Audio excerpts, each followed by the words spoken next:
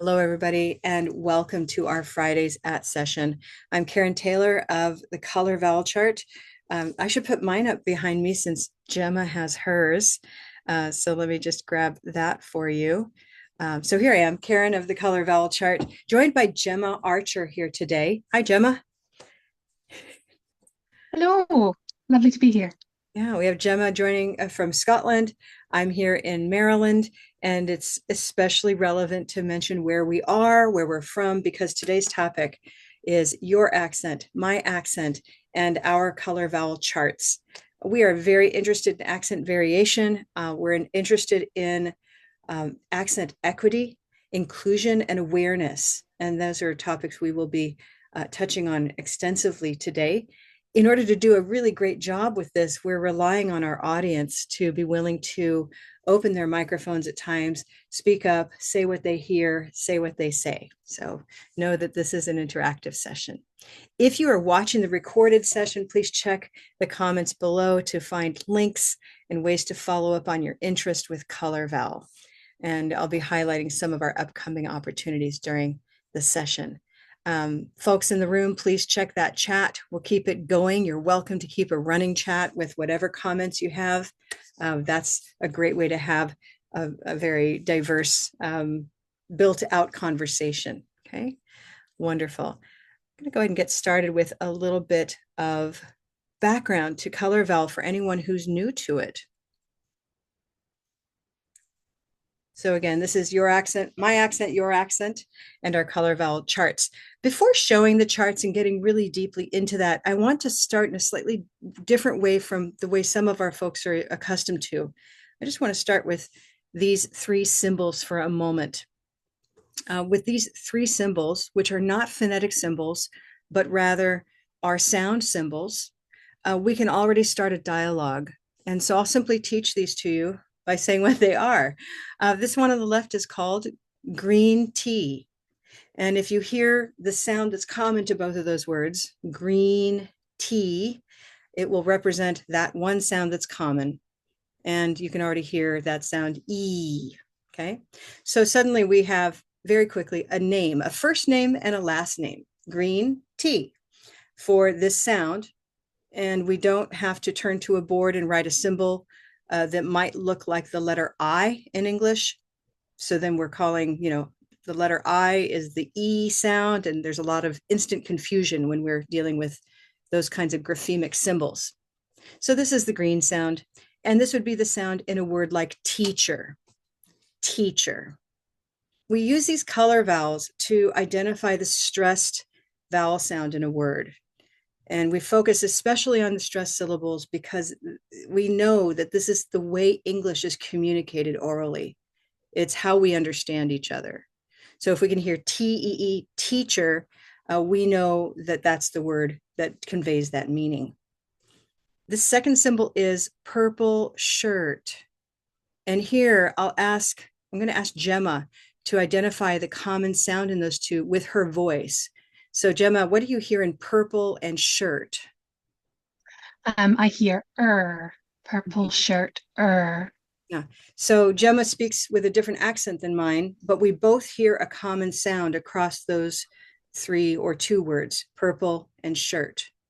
And I agree with you, it's So we'll call that the purple sound, simply. Okay. And for those of you who are familiar with International Phonetic Alphabet, you might already have in your mind, lighting up, oh, it's this symbol. Oh, it's that symbol. But let's also think of our learners, the diversity of learners, and how much of a lift that is for them to learn the symbol, associate the symbol, write the symbol, decode the symbol, where we can simply come to purple shirt and know that that's . Similarly, finally, I think you've already done this one on your own. Blue and moon. Olga, what's the sound?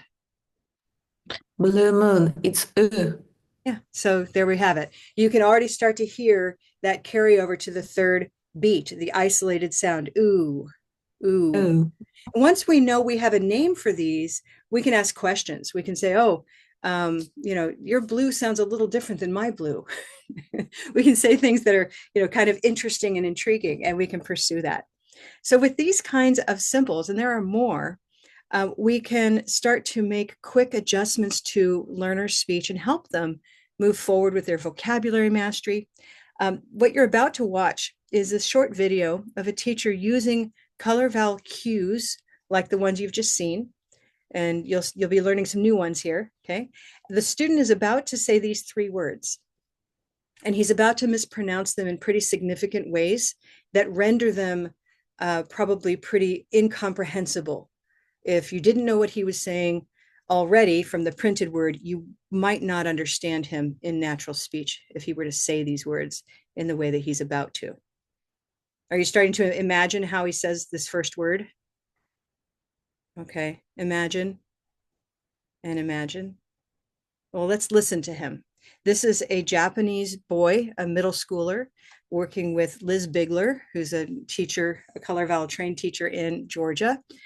She's been very generous through the years with footage like this. Here we go. Let me stop sharing and double check my audio settings for you. Always interested in the best experience possible. All right, here's Liz. And she could hear the impatience in her voice downstairs. Okay. What if I tell you that this word is gray day? Gray day? Mm-hmm. Impatience. Yeah. She couldn't believe this many people were here to see her. She was a novice. Which one? Novice. Okay, I'm going to tell you that it's an olive sock word. Olive sock. Olive sock. Novice. That's right. Mm-hmm. Most new performers never had this large of a crowd. What's this word? Crowd. That word is brown cow. Crowd. Yep. All right. I'll stop that and I'll stop share for a moment. What do you think? What just happened and what was remarkable? Hi, Olga. Hi. It's, how he just remembered all these words, all this pronunciation. It was like, wow, fantastic. I mean, the associations with it, like the great day or another one, olive, what? I can't remember. But you Olive remembered the something. word already, right? Olive and Yeah. olive sock. Yeah, olive soak. Yeah, olive soak. So it was amazing. It was like switched from not knowing to pronunciation to pronouncing it correctly. It was like fantastic. Thank you. Yeah. Laura, any additional thoughts there since I know you're new? No, really, really interesting. What caught my attention was a novice because he used a diphthong, so the focus was a little bit on the other sound and later on the ICE ending, and then how he changed immediately Yeah. to what was Target. it? Sock, olive sock, was it? I Yes, don't it was. remember exactly. Olive sock. Exactly. Mm. Good. Yeah. So yesterday I happened to show this clip to a group of teachers, and somebody said something I'd never thought about before. She said, well, he said novice to start with, novice. And she gave him that cue. And why didn't he say novice? Right? How did he know to reduce the other syllable? He's a speaker of Japanese. They don't have vowel reduction. So isn't that interesting that not only did it clue him into the location of the stress, but it also primed him because it's an established method that his teacher uses with him. He also had essentially the intuition to reduce the other syllable. That's about what I can come up with.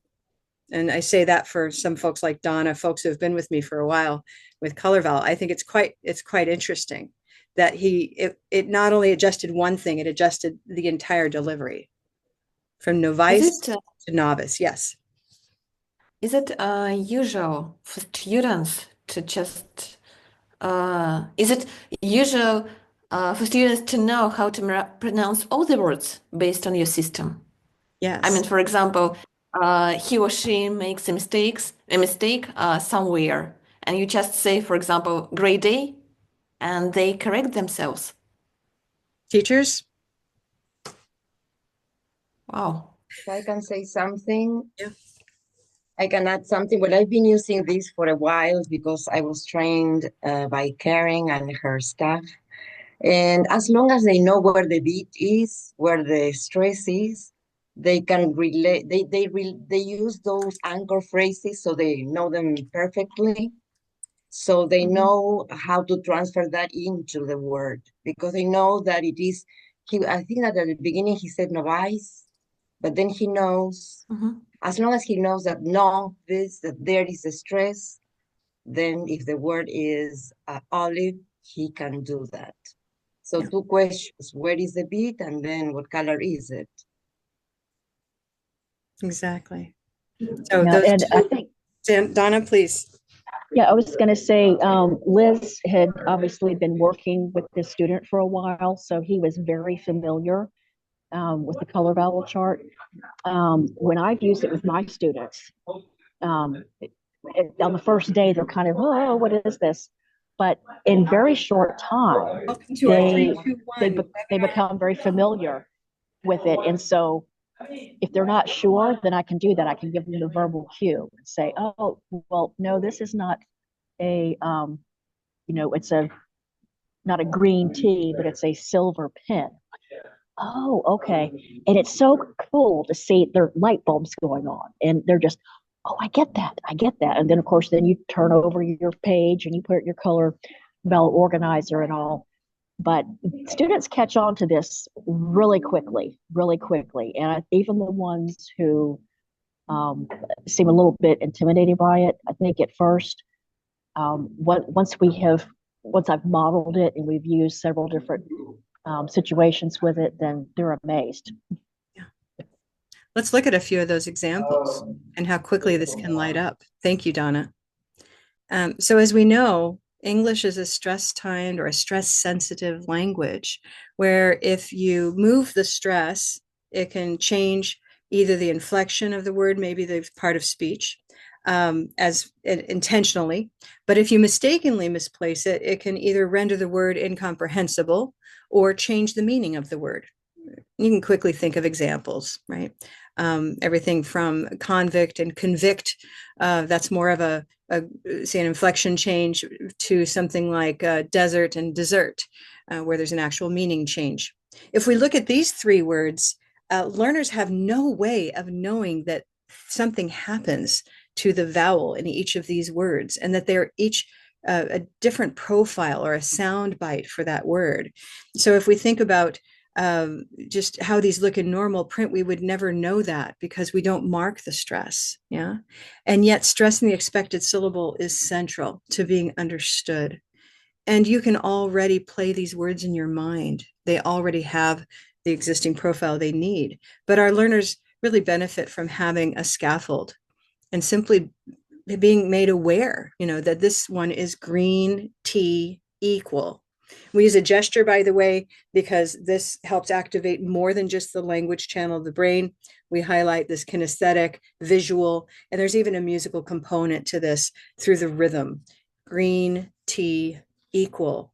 What happens when we move over to the next form of the word? We no longer have a green syllable at the beginning. It changes colors, simply put, right? So if we move down, we can move into red, pepper, equity.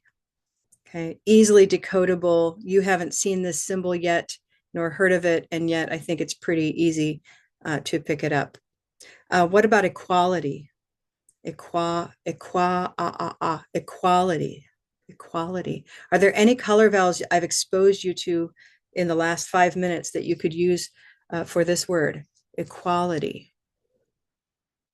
Equality.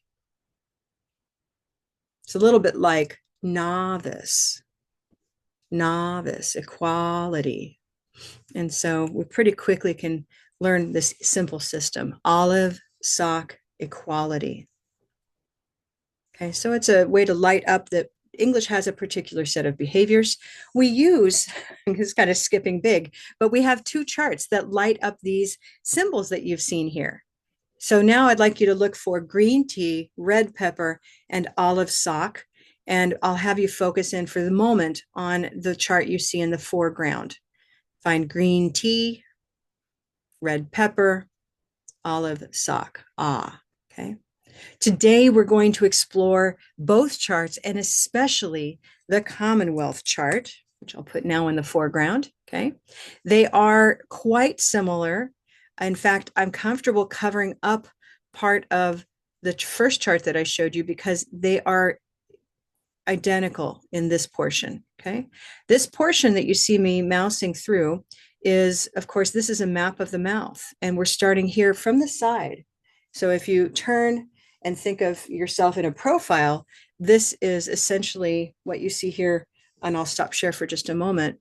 This is the continuum of vowel production that we hear if we simply drop our jaws from a smiling position.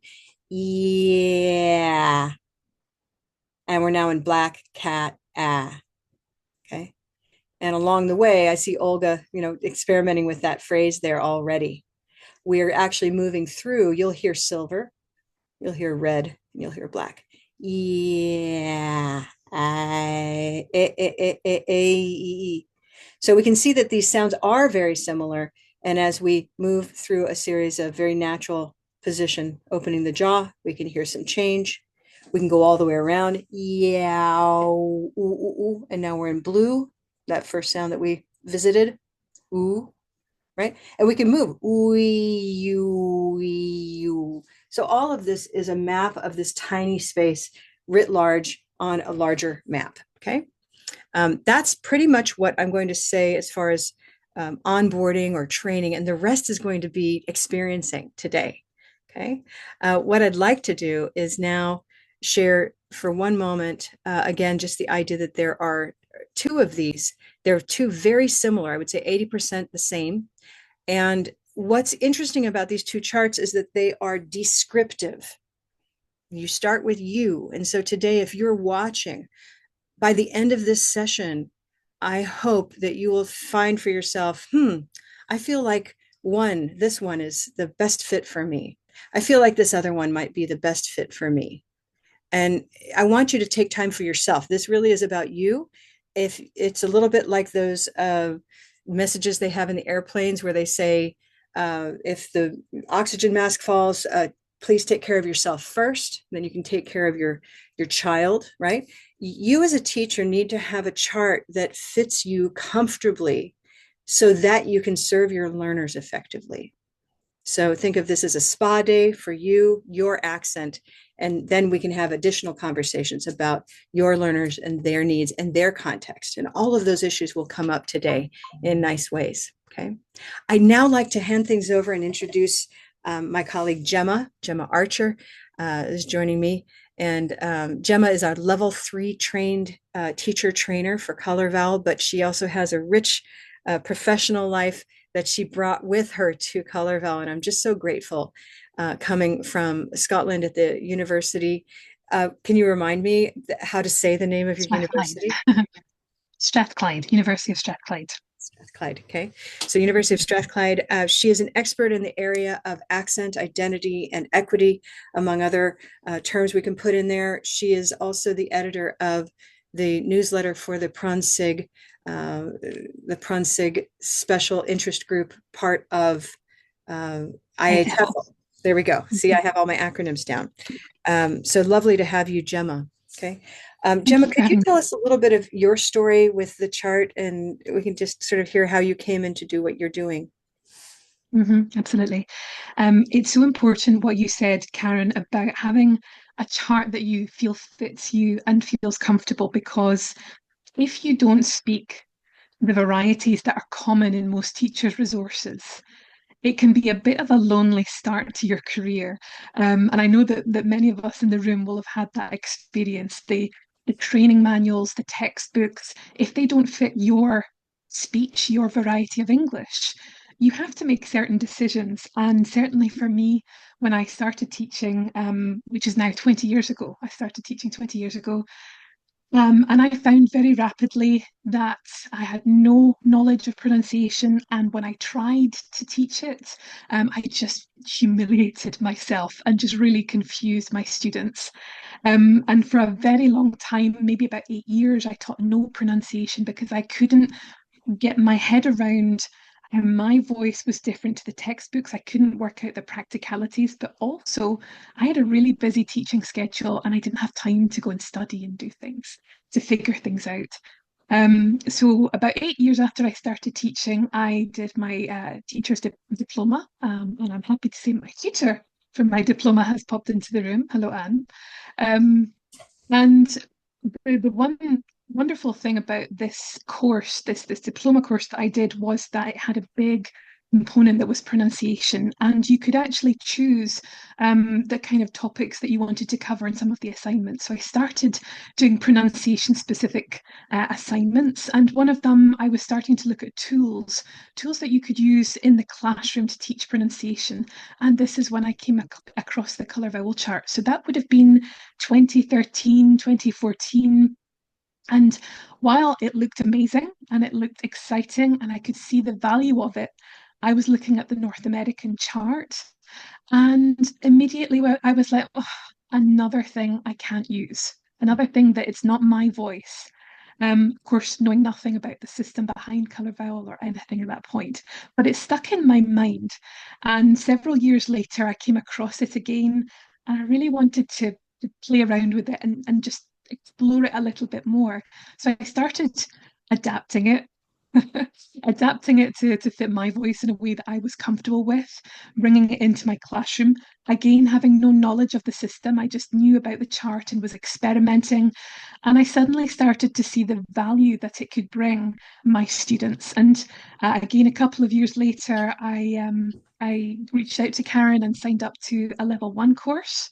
And that was the kind of beginning of the journey that I've been on since then. And again, the process of discovery is so integral to the Color Vowel Chart.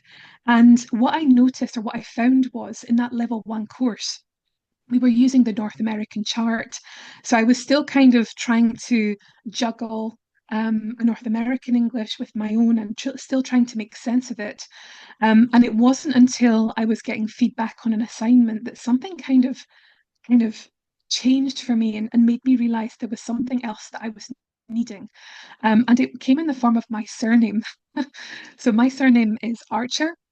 And in one of the activities, we were listing words in our lives and assigning the color of these words. And I was going black cat, Archer, Archer, thinking that these were the same sounds. And it was through these kind of interactions that I started to be introduced not only to Color Vowel, but to the Commonwealth Chart as well. And the Commonwealth Chart is something that answers a lot of questions for teachers if you don't have an American English voice, or you don't use American English yourself or in your classroom. So that's how I came to Color Vowel and then to the Commonwealth Chart. And since I started doing training, so since I went through the process of going through all of Color Vowel and became a teacher trainer, the best thing is that I can now use both charts. And when we have teachers come into the training room, we can swap between the charts and we can look and explore how different teachers from different parts of the world use different sounds. And it's so descriptive and so welcoming and so inclusive. And I just love it. So that's my story of how I came to be here. And thank you, Gemma. That's a wonderful start to our topic. Folks, you've been learning, from Gemma's perspective, how encountering certain words, especially intimate words like our names, we start to have second thoughts. What am I really hearing? What does this really sound like? And I'd like to make a little bit of a simulation of that experience for you today. So I'm going to share a screen, and I'll explain here what you're looking at, of course. This is an activity that I'll start on this first page. This is an activity that we run in our training program. And if you join our level 1 course with Gemma, which she's teaching in March, she'll be instructing, and it's a brilliant course. We do a lot of these kinds of discovery activities, sorting activities where you actually bump up against words and realize like there's something more than what you see in the print of these words, right? We won't go through the activity right now, but I wanted to lay out the scenario, which is we invite teachers and learners, when I work with learners, to simply move these into categories based on the vowel sound they hear in the words. And the only rule of the game is that they have to say the word while moving it for themselves. So I might grab heard, heard, heard, and move it into a box. And then as I continue sorting, I may end up putting a few other words. For example, worst, worst, worst, worst. I'll end up with heard and worst. And then each category will have a total of no more than 4 words. And we start to see, as I finish out my exploration, I've got verse, verse, verse. And while we're busy filling in all these other categories, you end up with 4 of them. Has anybody seen the 4th one yet? Heard, worst, verse. Donna's flapping her wings. She's found bird. And so something we notice early on in this activity is that the spelling can vary considerably, even though they all represent the same vowel sound, right? So let me skip to the answer slide. You can see now all of these words have been placed, okay? And this is how I think we can really quickly experience with Gemma, how just Gemma alone. In fact, we can all do this to some extent. Let me just grab, that's okay, we'll leave it like this. I'll let Gemma, I'll be your person, okay? So let's decide together what color vowels these categories are. And I think we'll find some agreements and some disagreements, okay? And that is another beauty of the approach, teaching with the color vowel chart, is that disagreement is not threatening remotely. In fact, it's the opposite. We want different opinions because we're able to find the underlying common truth that we can find together. So if we look at these, we'll just do a few of these. Let's do an easy one, I think. Sees, see, seen, and thief. All of these contain a common vowel sound. And I'd like to say hello to Tanya, who just entered the room. What is that common vowel sound? If I could ask Olga, I'm going to come back to you. Okay, it's E. It's green tea, I think. Great. Congratulations. Wait. You've already graduated into the whole approach. You're up and running. It's been less than, just a few minutes here. So that's a green category. Beautiful. All right. How about, remember we had 3 there. How about, can everybody find a category that is blue moon? Blue moon. Blue moon. Karen, you need to move the green tea. You have it on dress instead. Because I'm crazy. Didn't have enough coffee. Thank you. Okay, there. How about the blue? Yeah, and I'd love to invite Laura, since she's also new to Color Vowel today in this session. Where would you like to place blue moon? Soup, soon, to, and through. Great. So we can quickly find those. Again, look at all those varied spelling patterns. Through can look like throff or throff or throf, or all of these different, in addition to the GH that can sound like an F sound, so forth. But these are all blue words. Soup, soon, to, through. Okay, there's, now here's an interesting one. Here's purple shirt. I think we all are, keenly aware that this sound is pronounced differently across different Englishes. If I have my British hat on, I could say purple shirt, right? I could say purple shirt. My American self, purple shirt. Gemma, can you tell us how that sounds again for you? Yes, it's pretty similar. Purple shirt. Okay, purple shirt. Okay, so where can we put that? So we sound a little different from each other, and yet there's one category that's purple. Tanya? Oh yeah, that's worst, verse, heard, bird. Great, great. Okay, so now I'm going to we're going to try something a little different. Let's find, here's Olive. Remember Olive from Novice? I'd like you to look around and find Olive words. Okay, maybe you're finding that category there. And I'd like you to name them. This time I'm going to actually move them as you name them over to be in a column by itself over here. So I'm going to make this a little bigger. We'll actually make a little list. Okay. This is this olive sock, olive sock. And so if you find a word, you'll say olive sock, and then you'll say that word. And I'll invite Tanya again, just one word. Olive, sock, knowledge. Knowledge. Okay. I'm going to put this over here. And now I'd like a raise of hands. Does this work for everybody? Olive, sock, knowledge. Raise your hand if it doesn't work. Okay. So we did not rehearse this.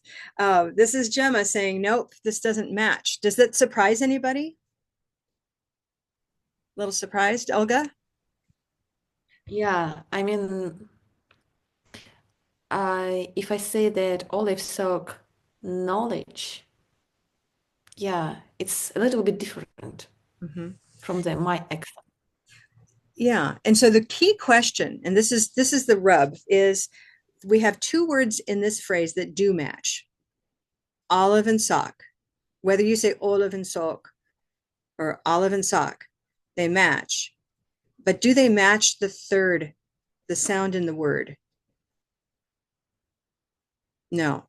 Okay, for some people it doesn't. And for Gemma. Gemma, would you model for me, for all of us, how you say olive and sock and then knowledge? Just those three words. Olive, sock, knowledge. And they don't match. Oh, they all match, but they're a different sound. But they all match. All three of them are the same sound. All right. All. So then if I take, so they all happen to match, but here's the issue. Now let me just come down here to, again, here's Archer. I'm going to make a word for you. Oh, that's right. I'm going to make it like this. Here's Archer. And would you say olive, sock, and Archer for us, please? Olive, sock, Archer. Aha. So there's a really nice example where the sound in Archer for Gemma, Archer, is different than the O in olive and sock. In short, we end up with a need that I'm going to kind of jump to the answer here. If we come back, this vowel sound basically does not serve most Commonwealth speakers as well as it does North American speakers. And if you are neither Commonwealth nor North American like Tanya, she's going to have, she's going to decide like which of these charts is a better fit for me. And that's all this is an exploration of how you speak and which phrases work. Watch my mouth as I pronounce both of these. Olive sock, tomato caught. And here I'm using the Commonwealth presentation of caught, not cart, even though we may have accents or dialects that pronounce the R like Scottish English, right? So tomato caught, okay? These are the same position in the mouth. They're located in the same place in the chart. But what they allow us is a way to now move into an important new place that the Commonwealth chart offers, and that is olive bottle. So everyone try ah, o, ah, o. Tomato, olive, tomato, olive. We need this because there is a third vowel in Commonwealth English that we don't have in North American English, and that is oben phone. Okay. In short, it's these three vowels that differ on the two charts, and we still have turquoise over here, and we won't go into greater detail about these mid-back vowels right now, but it's to say that we found that this is the better fit for many Commonwealth, European, and depending on where you are in the world and who you've studied with all your life, like if you've had a strong British Council influence in some part, let's say in Singapore, then you probably will be more comfortable with the Commonwealth chart, okay? And so, in short, if we come up here, we will find that the North Americans will feel comfortable with olive sock equality. But which one will our Commonwealth speakers often feel more comfortable with? Tomato cot, olive bottle, obenfon. And the map for this is it maps on this way. Okay, because olive bottle is reserved for a further back position. Okay, I've done enough of a weird deep dive with you for today. What I would like to do is say this. If you are intrigued, this is what we're all about. It's about intriguing teachers to understand their own accent so that we are never in the position of feeling that one person has the center stage of who owns the accent, which is the best accent or the standard accent. And here again, I'm going to hand this back over to Gemma as to why this is so important. Okay. If you come from a privileged accent, which I believe I do, I'm a Western speaker of English from California.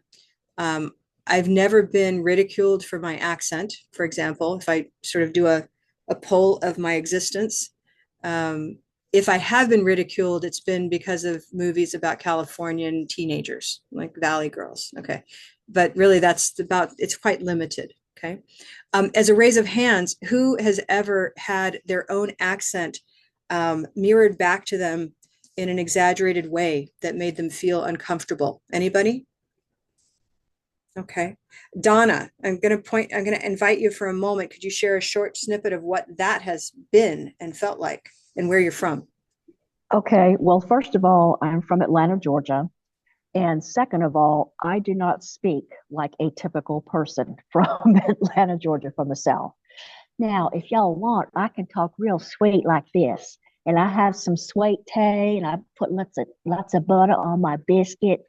And y'all, it's so good. And sometimes I like to sing a song and ooh. So I sound more like my mother-in-law, okay, when I talk like that. I've actually had people say, well, you're from the South. I hear maybe a little bit, but not much. And I honestly think it has to do with the fact that I had my teachers in elementary and high school and my neighbors and classmates. It was very, very diversified. We had people from around the world. And I think that had something to do with that because I wasn't just hearing the real sweet Southern accent like this all the time. Okay. So, but if you think of it, any of the movies, it's hilarious how they'll do a Southern accent and it's always real twangy, real twangy. You know, y'all know about a twang? Twang. We do now. And Donna, and so have you experienced that feeling spotlighted by the way you sound? Sometimes, but I hear it other people who have a more pronounced Southern accent. I hear them being mocked and made fun of a good bit, including the movies. Oh yes, absolutely. You can think of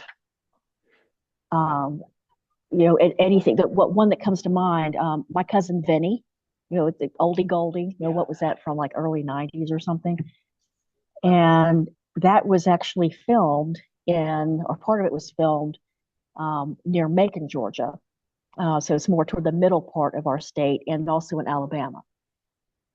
Very much so had those accents. And then I think what was the actor? He played Herman Munster, on the Monsters. Ed Wynn. He had a very pronounced Southern accent in this, but it fit. He did it well. I guess they have good, and so vowel coaches with that. And let's be very clear. The way the Southern accent is leveraged in popular media is often to convey the brilliant scientist. No, no, they like to think that we're just the dumb rednecks and we're just from the backwoods and we just don't know nothing. So often placed positions to convey the dumb character, and sometimes often the bad character, the dumb bad character. So great, thank you for sharing that. I'd like to move to Gemma now, because we in the United States have an awareness of how accents are leveraged to create power structures, and who has privilege and who is lesser privileged. If you are North American watching this session today, you're in for a treat to get a sense of what Gemma has to share with us today. So Gemma, I'd like to turn it back to you and just ask, have you experienced having been spotlighted by the way you speak in a way that made you feel uncomfortable? And then you can segue, please. Yeah, kind of similar to Donna. I have, I especially when I'm in the classroom, I don't have a strong accent. And lots of people, but despite this, people say to me, but you're Scottish, you can't teach pronunciation. What are the students going to sound like? I get that quite a lot. People think it's really funny. And there is the kind of gentle mocking and things when you're in different places or different parts of the world, which is usually very good humored. But every now and then, like just as Donna described, moments appear where, like you said, people say things back to you and you're just kind of, a bit affronted. But it comes to, what message does it send to our students? If they only hear two voices in everything, if you think about testing materials, if you think about the course books you use, how often do they encounter a voice that isn't a North American or a standard Southern British English voice? It's very rare. And if it is a different voice, it's usually an actor who's putting on that accent. It's not really their voice. And that sends the message to students that there are only two varieties of English that are correct, that are okay to be used in the classroom. And this brings us to this question that you hear all over the world in English language teaching. Do you teach British or American English? Which is a crazy question, because I'm sure all of us know there's such a huge variety of Englishes, especially now, because English is a global language used around the world. So it's really doing our students a disservice if they think that this is the only two options available, and that anything other than these two varieties are bad English. That's something I have to fight against every single day in the classroom. I work in a university. I work with students who have spent many years studying English to come and do a postgraduate degree here in Scotland, in the UK. And they say, I don't want to sound like this, because if I go home with a Scottish accent, I won't get a job, or I'll be paid a bad salary. So they have these kind of feelings and emotions embedded within them because of the lack of exposure of different voices and especially global varieties of English. So the thing that I love about the chart so much is it gives us this brilliant way to compare, describe Englishes in such a simple and kind of easy way in the classroom. And I say all the time, it's my favorite tool to use when talking about accents, because it just makes the whole process of comparison so simple. I'd love to just share a short story, again, just to show the empowerment that it is for teachers. Several years back, I was giving a training to teachers in Delaware, which is the state next to mine. But again, we're a very mobile society in the United States. So this was a diverse room, about 40 teachers. And I had them in a big circle, all looking at some poetry by Shel Silverstein. He's a children's poet. And they were using color vowels to identify the rhyme scheme, just seeing how the words played and the rhyme, which is delightful. And suddenly this kind of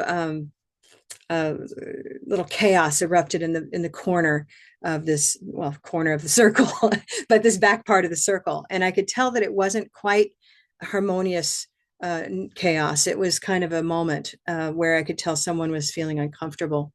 And I went over, I said, oh, what's happening here? And one teacher sitting next to another, and everyone was kind of watching this scene. She said, say it again.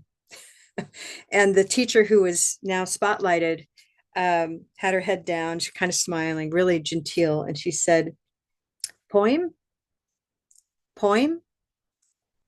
And she said, listen to her. So, everybody's listening, and this poor gal, I get poem. And so she was saying the word poem. And there were a couple of little laughs, but I think people were uncomfortable. They kind of knew that it had shifted to not the kindest kind of pointing. And so I said, oh, well, let's look at the chart and see what's happening here. A little smile on my face. And so we figured out what was happening there. And here I'll actually switch over to, I'd like to demonstrate that we can use either chart at any time, actually. So I'll use the Commonwealth chart for a minute. Poem. If you listen to poem, what color do you hear? Poem, poi, oi, turquoise, toy, oi. Great. And then I said, oh, well, how do you say it, to the woman who was the pointer? And she said, oh, I say poem. I was like, oh, what color is that? And she's like, poem. She said, it's rose. And she said, sort of, well, that's the right way. And I said, oh, isn't that so interesting? Here's turquoise, and right next door is rose in the mouth. Like, they're right next to each other. Isn't that fascinating?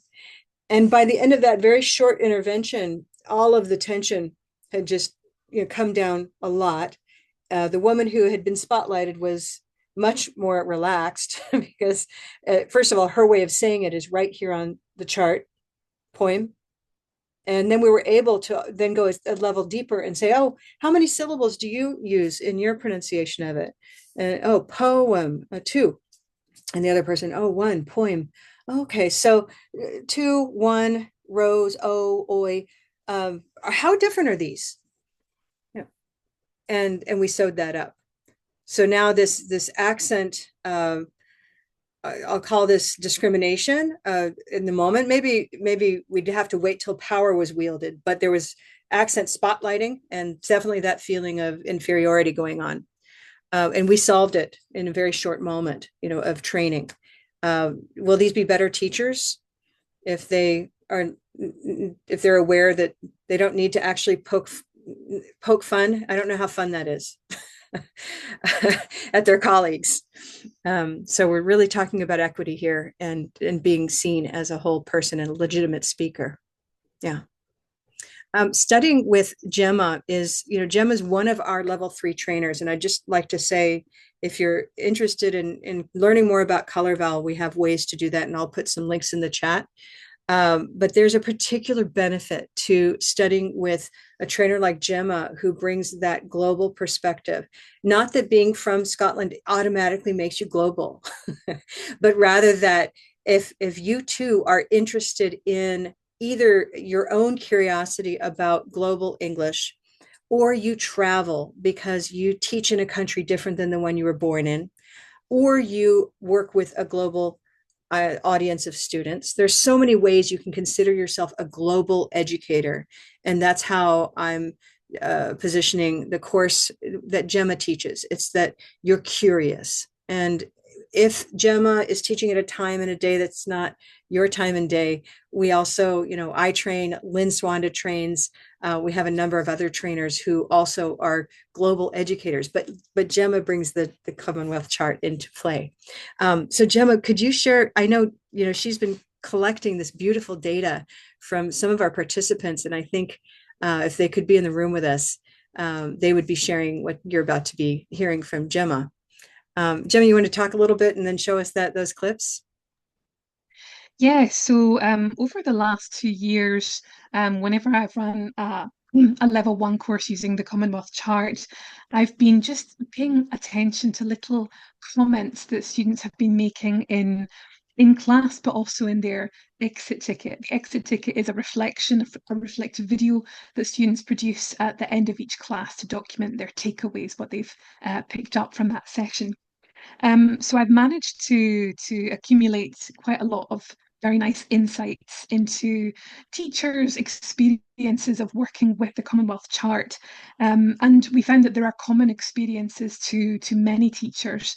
Karen knows that I've been busy working away on some little videos, kind of collating all of these examples. The themes that we see time and time again include things like learning with the Commonwealth Chart puts tutors into the shoes of their learner. So if the tutors themselves don't use a variety of Commonwealth English that the Commonwealth Chart represents, the experience of using it puts them in their students' shoes. They're learning sounds that are not in their own variety of English, and it gives them that unique perspective, how it must feel to hear a new sound and try to replicate it, produce it, even if they're not 100% sure. So that is a powerful experience for many tutors, and I'll share some examples in a second.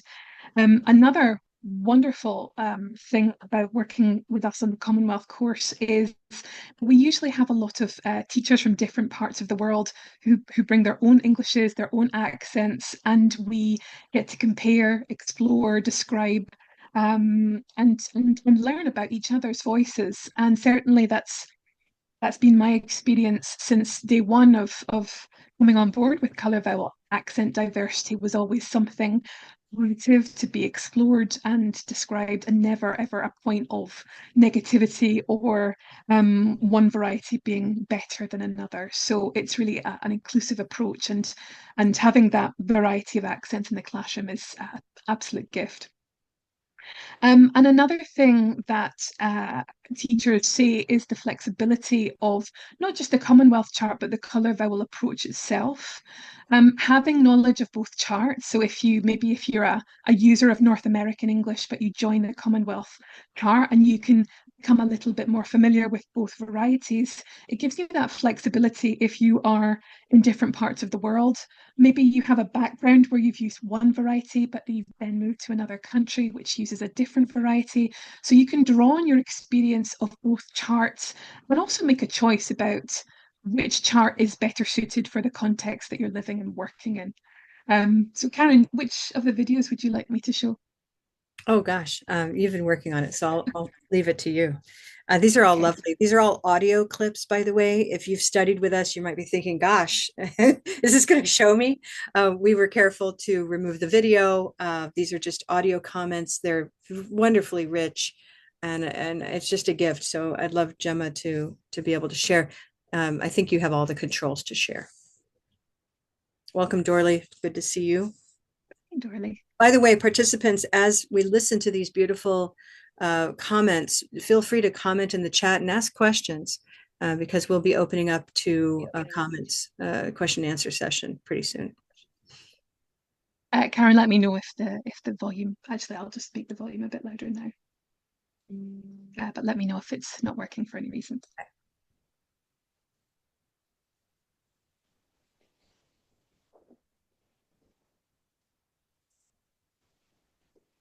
There's no music right now, and there's no sound. I'm not sure what we expect right now. Sorry, let me try again. Yeah, just check those audio settings. I thought that I'm try optimize. Let's see if that works any better. Let me know, Karen. No sound right now. Do you know what? If I send you the link, would you like to share it from your screen just in case? That's great. Send that to me on WhatsApp. Yeah. So the first one, the first video 1A talks about teachers learning from their students' perspective. So that's a nice one to start with. Great. And you've sent that to me? On WhatsApp. Okay. Oh no, actually I've shared it, but you know what? I can put it in WhatsApp right now for you. Okay, great. All right, everyone, bear with us. Share link. I'm going to put it in WhatsApp right now. I think part of what we're doing is quite subversive, by the way, everybody, in the world of teaching and accent. The subversion is, first of all, defying and dismantling that binary question. Do you teach American or British? And now you can just say, yeah, yeah, that and more. So, and think of just how ludicrous, as I pull this up, how ludicrous a question that really is. Take, for example, I'm going to say hello to Dorley because she knows how I roll. Hi, Dorley. Hello.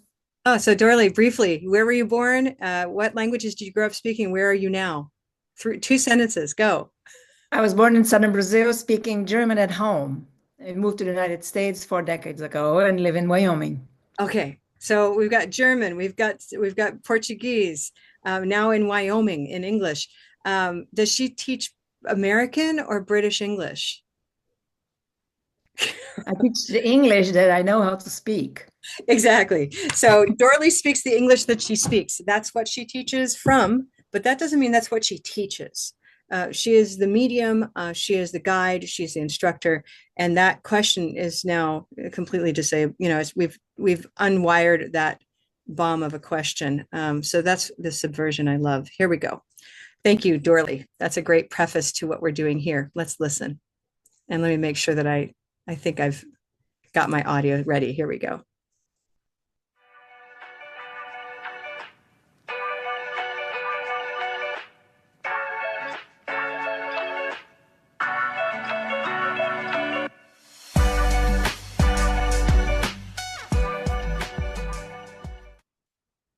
The next part that really stood out to me was the Commonwealth chart. That was fun. I knew that existed. I've seen it, but I hadn't really heard it or tried it very much. And I thought that was a really powerful experience, kind of taking on the role of a learner or someone who doesn't just naturally know what the sound should sound like.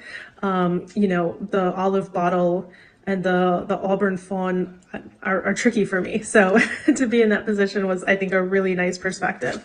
Maybe a reminder to slow down a little bit and to kind of really give students time to let those sounds sink in.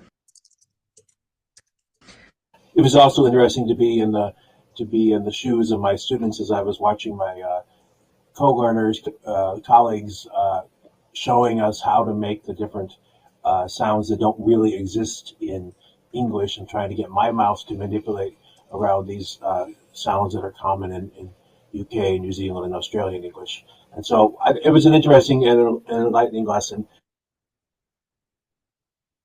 I wanted to say that I think my aha moment was just, I guess, realizing that the Australian chart has like a whole different section, and that I knew that. I think seeing it and hearing it was actually really helpful, just to be aware of it, and actually going through the exercise where we each had to do two sounds really made me understand more how it makes my students feel when maybe they can't hear the difference, or maybe they can't produce the difference, and just having that feeling was actually helpful. I'm going to pause here. I'll just make a small adjustment there. We don't have what's called an Australian chart, but the way she experienced it was with her Australian colleague in the course. And so for her, that was the Australian chart that matched his accent. So know that, we have these little lenses or labels that will apply. But again, I think the term we've come up that best gets at the concept is Commonwealth. We could have called it also global, and I'm edging in that direction. But it's to get at that idea that a variety of speakers can connect through this one graphic image. And the same goes for the North American chart. I want to be careful we don't say that it's only North American. Again, we have circles of influence globally that happen through power and diplomacy and so forth. So everyone has a set of influences that will guide them in one direction or the other. And that's kind of just my little piece there. Thoughts on anything you've heard just now that are meaningful for you? Any comments? Hi, Dorley. Yeah, just that struggle of hearing a different sound and trying to produce a new sound, being in the student's shoes.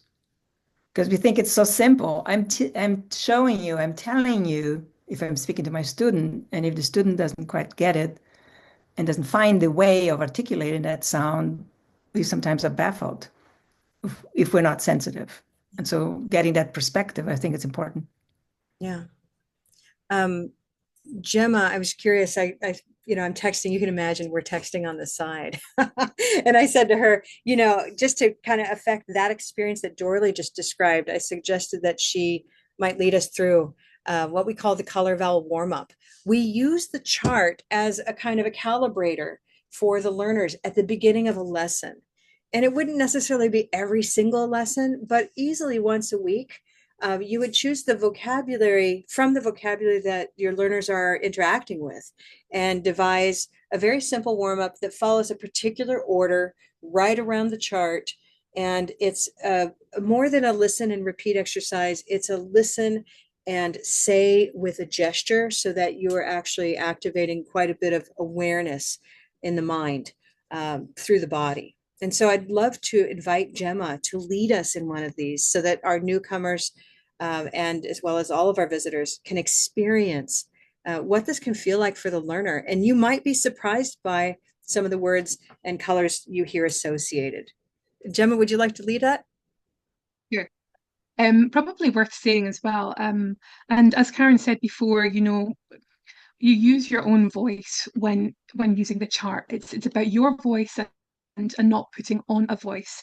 When we train in the level 3, in the level 1 basics course, I do use the Commonwealth pronunciations, even if they're a little bit different to my own variety, for the purpose of exposing teachers to those differences that it will be particularly different for them. So that's what I'm going to do when we go through the chart. I think I might have a background that might be easier to see. Let me have a look. I do. We provide our teachers who are trained with a variety of digital resources so that depending on where you are and what your situation is, you can put together a virtual background like this one. So there we are, the Vanna White Gemma.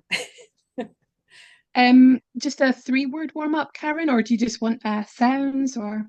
A word-based warm-up or a phrase one, yeah. Okay, I've got a food word-based warm-up. I'm sure Tanya will remember it. Okay, here we go. Peaches. Oh, hold on, we should invite everybody to mute. And yes. you're going to, the particular pattern that Gemma is going to use, sorry to interrupt, is that you're going to join in as soon as you possibly can for each phrase as she moves. And you'll find that you can jump in after the very first beat on the second beat. So think of this as your game, where your game is to match her word for word in sync as much as possible throughout and to stick with her. Okay? Thank you, Gemma. Okay. Here's our word-based warm-up using food as a theme. Peaches. Peaches. Green tea peaches. Spinach. Spinach. Silver pin spinach. Grapes. Grapes. Gray day grapes. Lettuce. Lettuce. Red pepper lettuce. Apple. Apple. Black cat apple. Artichoke. Artichoke. Tomato cart artichoke. Water. Water. Auburn fawn water. I just realized I forgot to put in an olive bottle. I don't have one on my list. We're going to carry on. Auburn fawn water. Oysters. Oysters. Turquoise toy oysters. Yogurt. Yogurt. Roseboat yogurt. Sugar. Sugar. Wooden hook sugar. Cucumber. Cucumber. Blue moon cucumber. Onions. Onions. A cup of mustard onions. Turkey. Turkey. Purple shirt turkey. Flour. Flour. Brown cow flour. Rice. Rice. White tie rice.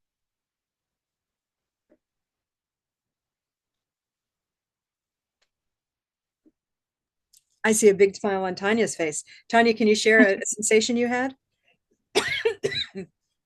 It was like back and go, sorry, it was like going back in time because I was a student in Gemma's course and it was amazing. And what I realized, I missed your voice, Gemma, because the atmosphere that was in our lessons, it was incredible. I live in Ukraine. I haven't been exposed to American accent and to British accent as well. So it's a weird situation in many non-English speaking countries, whether we learn English without the sounds of English and we are just substituting them with our sound that we have in our native languages. So thank you so much. And I missed you. It was great. Good to see you. And of course, we used your beautiful photograph in our video as well. Yeah, I feel like a that Karen star with played. my class, You are a star.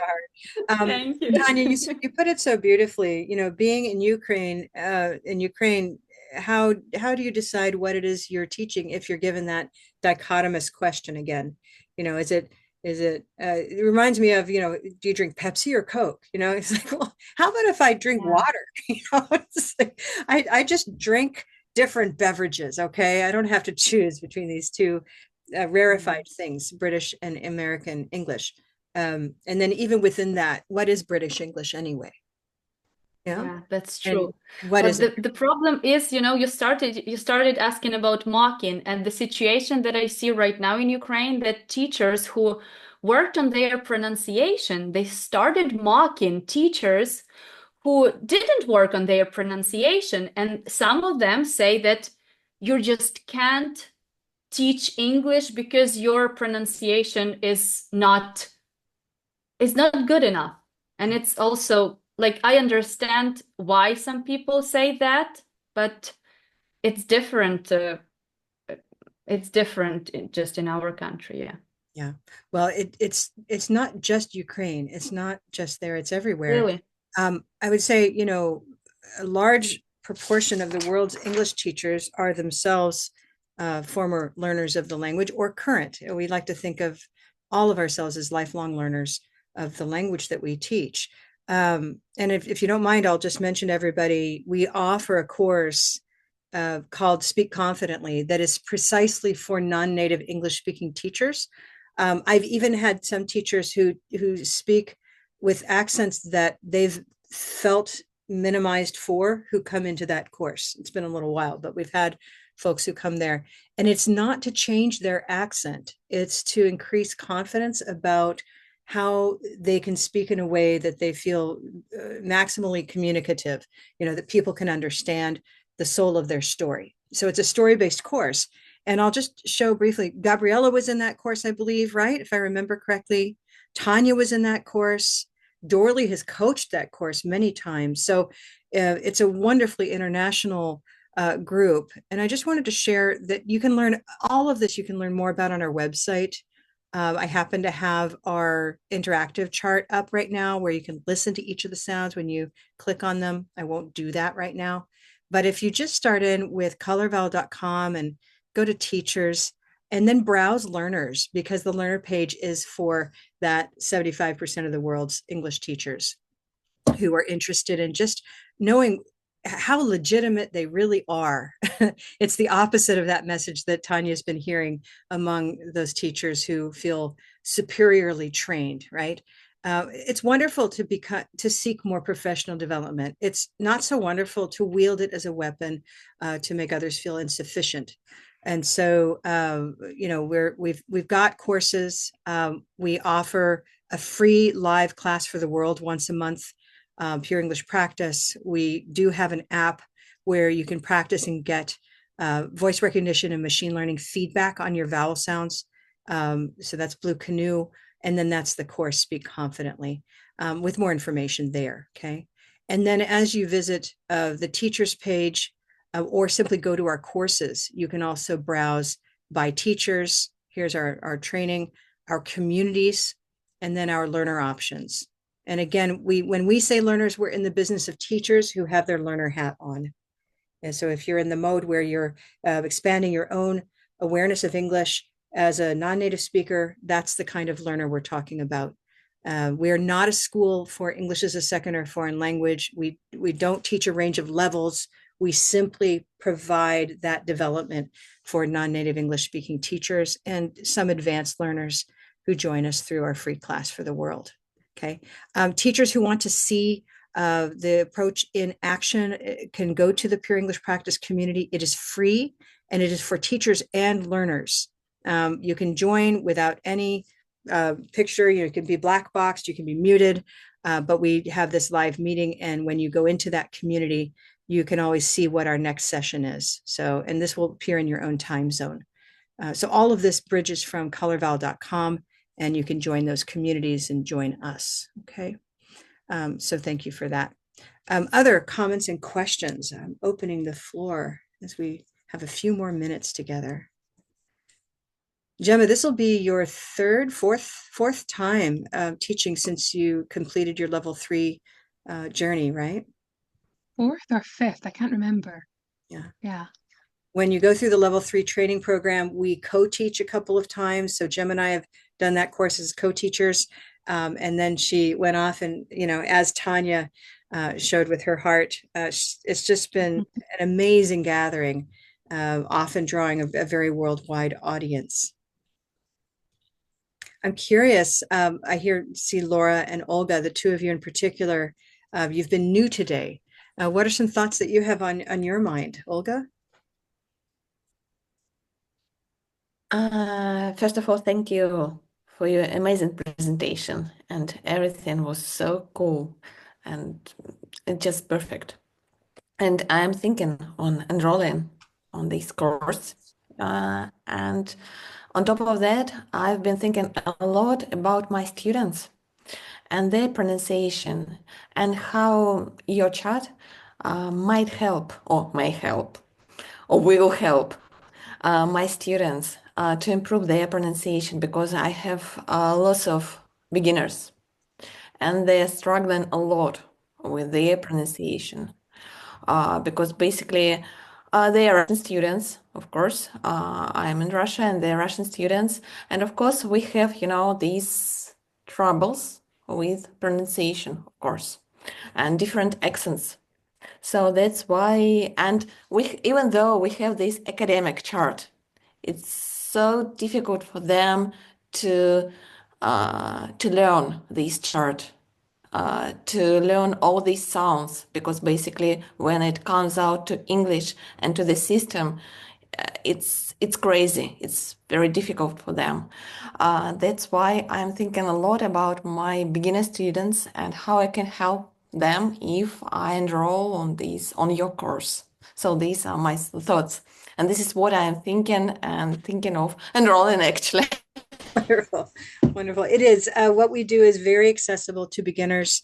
I always kind of laugh when some teachers see the chart. They'll say, well, I'm a second grade teacher, and do you think the chart is accessible to children? And I say, yes, it absolutely is. And then because they think it's very advanced, maybe. And then I have other folks in adult education who say, it looks like it's nice for children, but do you think adults can use it? And I say, yes. The chart was originally made for graduate students at a university, scientists who were teaching English. They were international, teaching physics in English, and they weren't very comprehensible. And so that was the beginning of the chart. And then it moved when I moved after 9/11. A lot of us left universities because of a change in the populations that could register for classes. And I moved to adult education and literacy. And I found that the chart was simple enough, especially when we use the cards that have the symbols on them. For example, you get a very simple set of cards, green tea. So you can work with the cards as a very easy touchstone for sounds. And the chart is then also available. So 2 different ways to experience these sounds. And then long story short, I had twins, I had children, and my twins were young, and I experimented on them.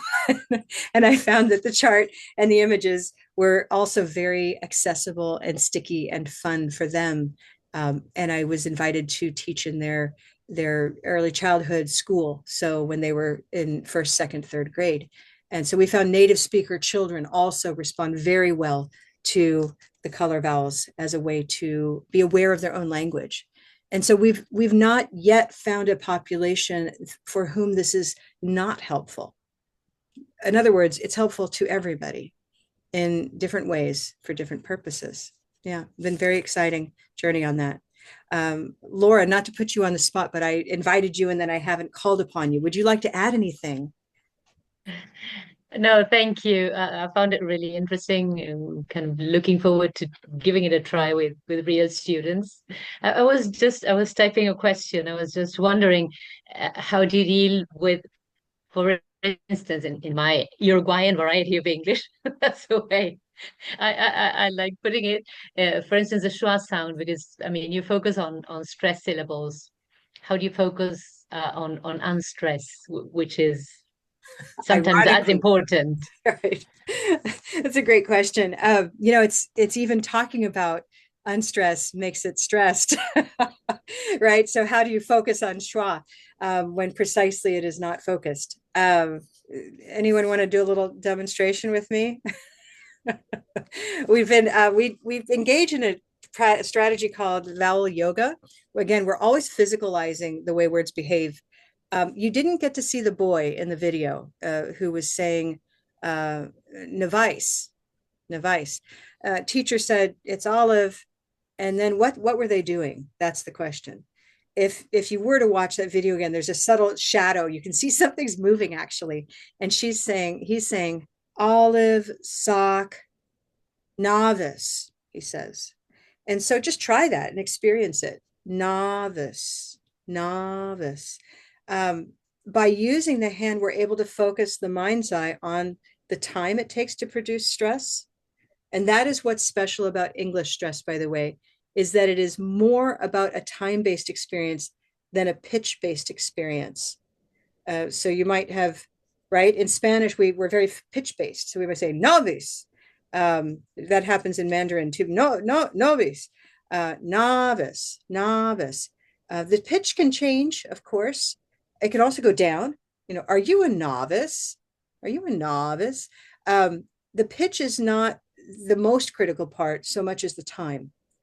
And in focusing on the time, it's pretty natural a compensating strategy to then reduce. And if he doesn't, we can come into schwa hands. So we can say novice. And this fits right here in the center of the chart, where the and the of a cup of mustard are sitting there waiting to be discovered, essentially. A cup of mustard. And Laura, I see all the nods. So you see how this lights up. We're able to not focus on it and at the same time address it. Yeah. Thank you. Very clear. Yeah, pretty exciting. I find the moment we vocally try to focus on unstress, we distort the word immediately.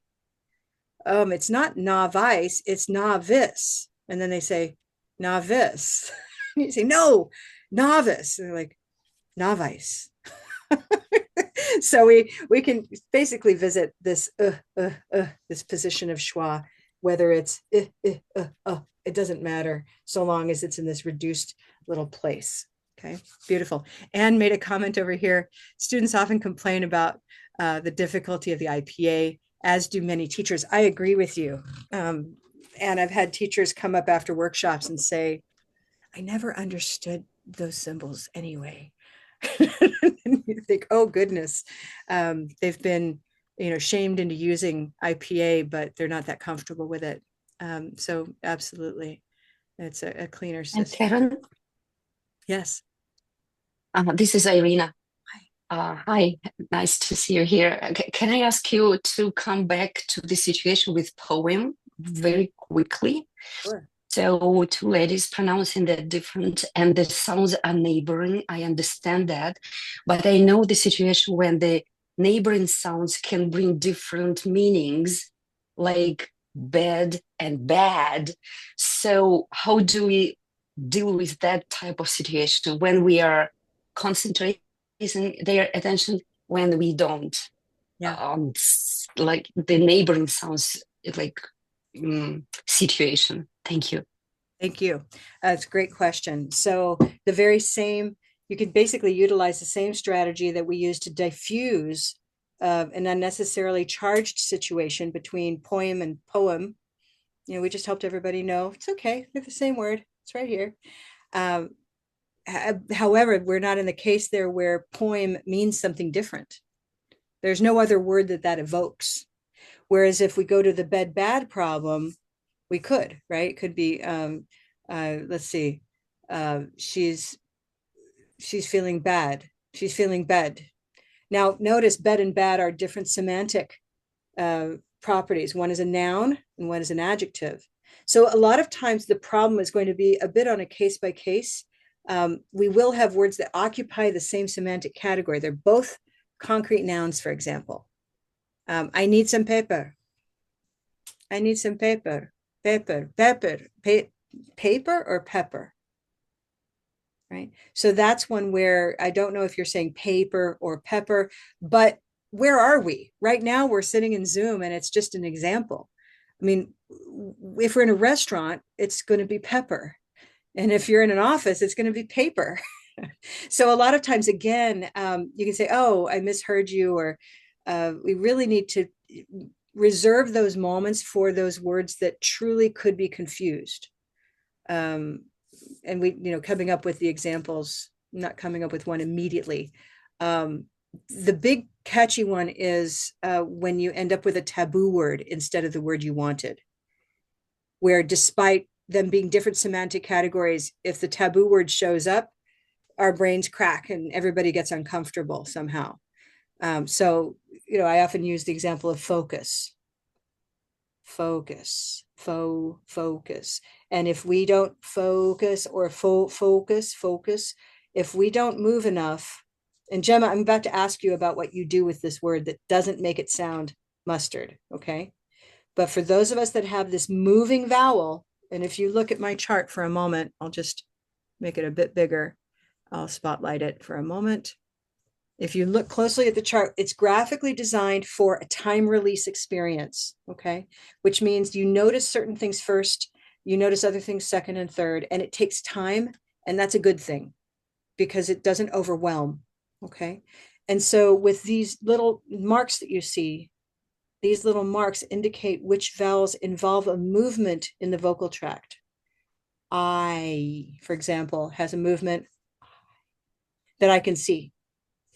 Rows in many dialects of English involve a movement, oh, to this blue position, oh. And so we've marked it with a W because when you get to the top of blue, oh, you're up here at the consonant, and you can use it for all kinds of other purposes, like linking from vowel to vowel, like cooperate, okay?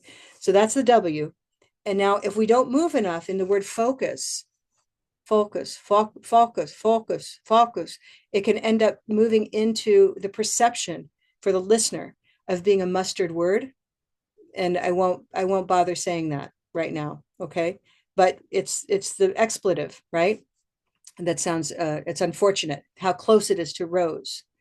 And that's all caused by lack of movement. So that's where, to answer your question, Irina, I would come in then and say, we need to move this quite a bit more to prevent you sounding like you're saying this other word, okay? So either the context allows it, or we zoom right in and fix it with a bit of yoga, this movement and tracing with the arms and the body. Irina, more question, or does that help?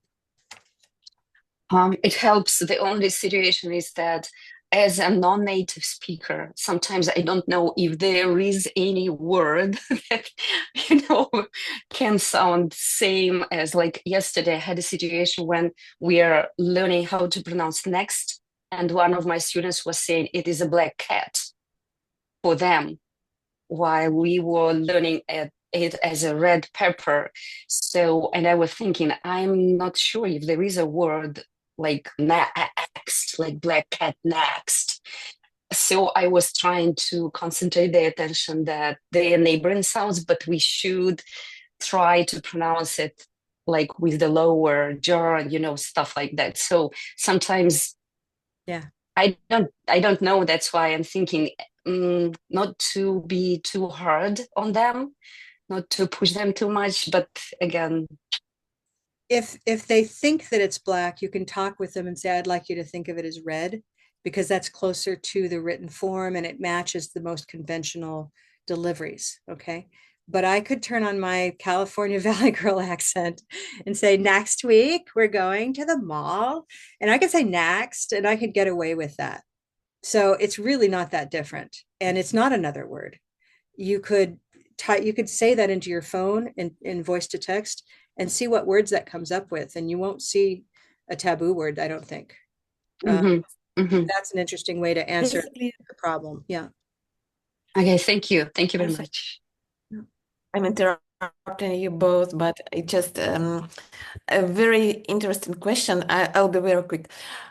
It's like between poem and poem, it's there is a slight difference. But for example, for non-native speakers, it would be a mistake, and all our teachers would correct me and say it's like Tanya or Irina, and they will prove my point that in our countries, it's like a mistake to say something like poem instead of poem, because we will learn to pronounce using British or American pronunciation. And you are saying that this is not a mistake, it's just an accent. That's all, right? Yes. This is subversive. That's what I mean by subversive, is think of all the energy that has gone into arming teachers with the one right answer when we don't hold ourselves to that standard as English speakers. We allow, except for that moment in that room where somebody was outed, generally we don't react to the accents around us with every difference. You know, my mother says egg and I say egg. And it was only when I happened to ask her what color, I was doing my work after growing up with her for 45 years, that she revealed that in her mind it's egg. And I say, like eggs for breakfast, egg. I've never turned around and said, oh my gosh, did you just use gray? I can't believe it. So our mind allows us to be flexible in what we understand. And I think non-native English speaking teachers should be allowed the same latitudes. So it's unfortunate that people are being trained to be so narrow, and it's really quite constraining. I think of my hands being tied. Gemma, you want to add? You have any additional thoughts there? I know that Anne is just leaving the room, but she asked a really interesting question about how the Commonwealth chart fits New Zealand and Australian teachers. And we had a lovely group a few months ago where we had two North American teachers, an Australian teacher and a Kiwi teacher all in the same course, which just led to beautiful comparisons of language all the time. But in the first week, one of the students was called Anthony. And Anthony wasn't sure what color his name was. Again, same thing comes up. He's like, but is it Black Cat Anthony or Red Pepper Anthony? I'm thinking, they sound the same to me, but it's his variety of English going into these categories. And Karen, you've put it beautifully so many times that although we have different sounds and accents, these are different shades of the same color or different shades of the same category. So again, it's not that it's black and white. This is a correct pronunciation. This is an incorrect, but it's correct for others. When Anthony figured out that he was Black Cat Anthony, that was correct. That was his correct black. It was Black Cat for him. That was the correct category and sound, even though it sounded a bit different to mine. So again, that's a lovely flexibility that comes from the chart. It's not that we are fitting the chart, it's that the chart fits us and we use it to make it fit. We use it to describe and to show those differences. Yeah. And so we work into, a larger conversation about being descriptive rather than prescriptive. And Olga, you make a very good point. The subversive part of this is that we simply open dialogues with our colleagues and say, come on over to the chart. Let's just spend a moment there and see, what color your name is. It's kind of a nice way to finish up, by the way, as we wrap up, is just exploring and saying goodbye with our names. And we'll find, those of us that have R's in our names, like I can see my Karen right here in my little window of me. I could be Karen, or Karen. And so all of these work, I'll respond, in other words. If I hear somebody say Karen, I'll turn. If I hear someone say Karen, I'll turn. I happen to use red, Karen. That's me, red pepper Karen, right? What about you, Donna? Let's use the Commonwealth chart, by the way. Yeah, that's really interesting too. I was going to mention, well, we can do that with Commonwealth, but I have another comment with another thing with that. So I say, for me, using the North American, I would say Donna, Donna, olive sock, Donna. But then my British friends would say Donna, Donna, Auburn fawn Donna. Probably olive bottle Donna. Or is it all olive Donna? Yeah, I guess that would be so. Olive bottle Donna. Yes. Donna. Yes, that's what it would be. Yes. Nice. I was thinking about that. And one of them, his name is Paul, which for me would be Auburn dog, Paul, like walk the dog. But he says, that sounds so American. That's not my name. So Paul. Yeah. Try it with Auburn. So Auburn fawn Paul. Yes. So yeah, everyone definitely. noticed the olive for Americans, that word, the position is tomato. The word is Auburn for us, is olive for Commonwealth speakers. And then there's this bonus vowel, this one we don't have in North America, O. Okay. And it's the AU and AW words, by the way, Donna, as well as a few of the L ending words. Okay. So yeah, it's really fun to put on these different colors, isn't it, Donna? Yeah. And I was going to mention one thing too. I was attending this really fascinating Arabic cultural event. And one of the things that they could do is write your name in Arabic, on a little card. And I had two people, and they were kind of not arguing, but they were saying, to put it in the Arabic calligraphy, because one was hearing ah, and one was hearing ah. And so depending upon what they hear, they would write it differently. And I thought, oh, that's so interesting. So it just, I wasn't even thinking about that. Another thing I just put in the chat, and this really addresses how people can speak English, but with really different accents. And you may be familiar with it, but it's a YouTube clip that's about this thing called the I rabbit. Right. Yeah. Okay. And so it's a little device this Frenchman is trying to get to practice English, and it's not working. And so he calls the customer service, and he gets a man in India. And so they're both hearing each other differently on some of the words they're saying. And it's hilarious. And then in the end, it all works out. But it's all English. It's all English. Various Englishes.